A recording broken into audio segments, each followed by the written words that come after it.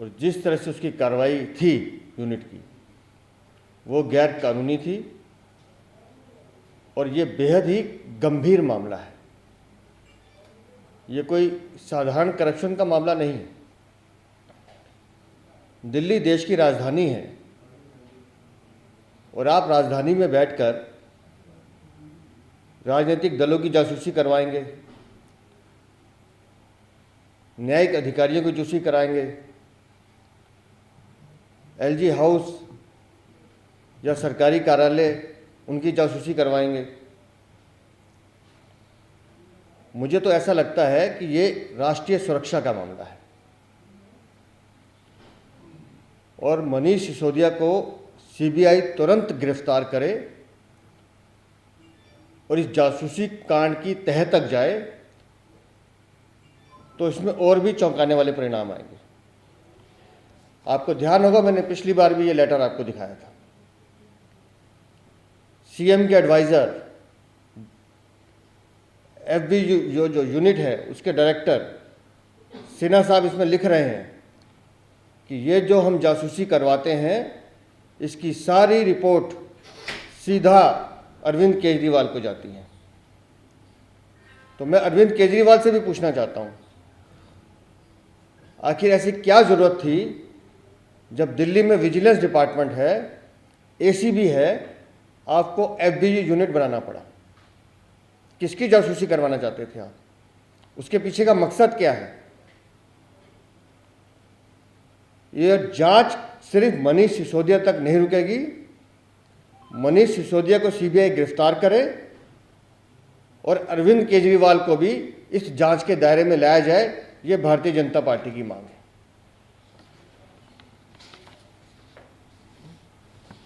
मित्रों, जैसा आपने देखा, सबसे पहले तो भारतीय जनता पार्टी इस परमिशन की, इस प्रोसिक्यूशन की जो निर्णय लिया गया उसका स्वागत करती है।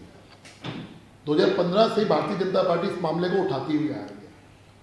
आपको याद होगा कि जब ये फीडबैक यूनिट बनाया गया था उस वक्त भी भारतीय जनता पार्टी ने इसका बहुत विरोध किया था और किस प्रकार से सीक्रेट सर्विस फंड के नाम पर करोड़ों रुपया ट्रांसफर किया गया इलीगल तरीके से, कैमरेस खरीदे गए और जब उस वक्त बात आई थी 700 लोगों की, मैं बात कर रहा हूँ 700 लोगों की उस वक्त, जिसमें राजनीतिक दल के लोग भी थे, जिसमें दिल्ली सरकार के अफसर थे, मीडिया हाउसेस के लोग थे, उसमें जजेस के नाम थे। 700 लोगों को की स्नूपिंग कराई गई। उस वक्त भी मामला सामने आया था। अब जब चूंकि जांच के आदेश हो गए हैं, प्रोसिक्यूशन के आदेश हो गए हैं, निश्चित तौर के ऊपर, जैसा अभी अध्यक्ष जी ने भी कहा, बहुत चीजें सामने आएंगी, बहुत चीजों का खुलासा होगा और मुझे लगता है कि ये जांच की आंच है। बिल्कुल ठीक कहा अध्यक्ष जी ने कि ये सिर्फ यहां नहीं रुकने वाली, ये जांच की आंच अरविंद केजरीवाल तक जाएगी और वो दिन दूर नहीं है कि जब दोनों अरविंद केजरीवाल और मनीष सिसोदिया जेल की सलाखों के पीछे होंगे। ये दोनों मैटर बनते हैं, एक क्रिमिनल कॉन्स्पिरेसी का 120B का, जिसमें जिस प्रकार से इन लोगों ने इलीगल तरीके से अपॉइंटमेंट्स करी, इलीगल तरीके से स्नूपिंग करी, एक क्रिमिनल कॉन्स्पिरेसी का मामला है।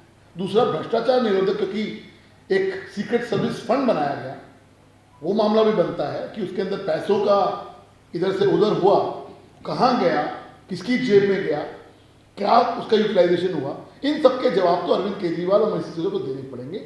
इसलिए हमारा ये मानना है कि बहुत जल्दी इस जांच की आंच अरविंद केजरीवाल तक पहुंचेगी और दोनों बहुत जल्दी सलाखों के पीछे होंगे। धन्यवाद। कोई सवाल हो तो आप। दुर्गेश पाटिल ने भी बोला है कि भाजपा पीछे पड़ी है मनीष सिसोदिया। देखिए, हम पीछे नहीं पड़े हैं। उनके कर्म जो हैं वो ऐसे हैं, जो न्यायिक एजेंसी उसकी जांच कर रही है। मनीष सिसोदिया दावा करते हैं बेहतर शिक्षा मंत्री होने का। दिल्ली के बच्चे, अभिभावक अब ये पूछ रहे हैं कि दिल्ली का शिक्षा मंत्री शराब घोटाला करवाता है, जासूसी कांड कराता है, तो ऐसे शिक्षा मंत्री को दिल्ली में रहने का अधिकार है क्या? तो मनीष सिसोदिया के कृत्य ऐसे हैं, अरविंद केजरीवाल और उनकी सरकार के कृत्य ऐसे हैं कि जिसका परिणाम सामने आ रहा है। कायर और झूठे लोग हो, ऐसा मनीष सिसोदिया का ट्वीट है और कह रहे हैं जैसे जैसे आप पार्टी बढ़ेगी वैसे वैसे आप लोग एलिगेशन लगाएंगे और केसेस करवाएंगे, तो कमजोर लोगों की निशानी है ये। कमज़ोर लोग शिक्षा की आड़ में शराब घोटाले और जासूसी कांड करवा रहे हैं। और जहाँ तक आपके बढ़ने की बात है, जहाँ जहाँ आपका करप्शन बढ़ेगा, न्यायिक एजेंसी अपना काम करेगी। इसमें ऐड कर दूं, इसी में एक बात जो अभी बात करी मनीष सिसोदिया ने, यही कुछ जो रिटॉटिक्स था, यही बातें जो करते थे जब वो सत्येंद्र जैन गिरफ्तार हुए थे, तब भी ये बातें हुई थी। सबने देखा कि 7 महीने से वो व्यक्ति कोर्ट की ऑर्डर की वजह से जेल में है, कोई भारतीय जनता पार्टी की वजह से नहीं, ईडी की वजह से नहीं, सीबीआई की वजह से नहीं, कोर्ट की ऑर्डर की वजह से 7 महीने जेल में।